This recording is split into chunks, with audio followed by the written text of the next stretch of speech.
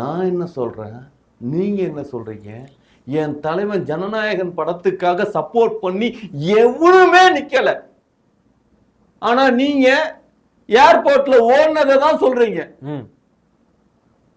ஆமாங்க, அதான் நானும் சொல்றேன். ஜனநாயகனுக்கு ஊரே நிக்குது, இவர் தான் நிக்கல. அந்த ப்ரொடியூசரை பாவம் எங்க இருக்காருன்னே தெரியல. கூப்பிட்டு இப்போ இது கை செலவுக்கு இதை வச்சுக்கப்பா, படம் வேறு ரிலீஸ் ஆகல அப்படின்னு ஏதாவது கொடுத்தா கூட பரவாயில்ல. ஏற்கனவே புலிப்பட டைரக்டருக்கு மொட்டை அடிச்சு விட்டீங்க. புலிப்பட டைரக்டருக்கா? ஆமா, ப்ரொடியூசருக்கு. அந்த ப்ரொடியூசர் யார் தெரியுமா? யாரு?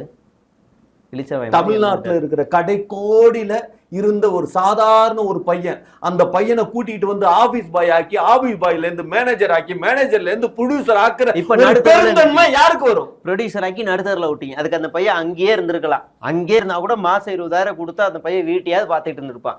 திரும்ப நடுத்தரில் நிப்பாட்டி இப்பதான் திரும்பவும் அவருக்கு வந்து திமுக வந்து ஒரு வெளிச்சம் கொடுத்துருக்கு. வாங்க நாங்க பாத்துக்கிறோம், கண்ட ஆளுங்களை இனிமேல் நம்பாதீங்க, நாசமா போயிடாதீங்க, வாங்க நாங்க உங்களுக்கு நல்ல வாழ்க்கை தரோம் அப்படின்னு. இப்போ அவர் அடுத்த ஆள் மொட்டை போடுறது இந்த கேவியனா ஜனநாயகன் ப்ரொடியூசர், அவர் மொட்டை போடுறாரு.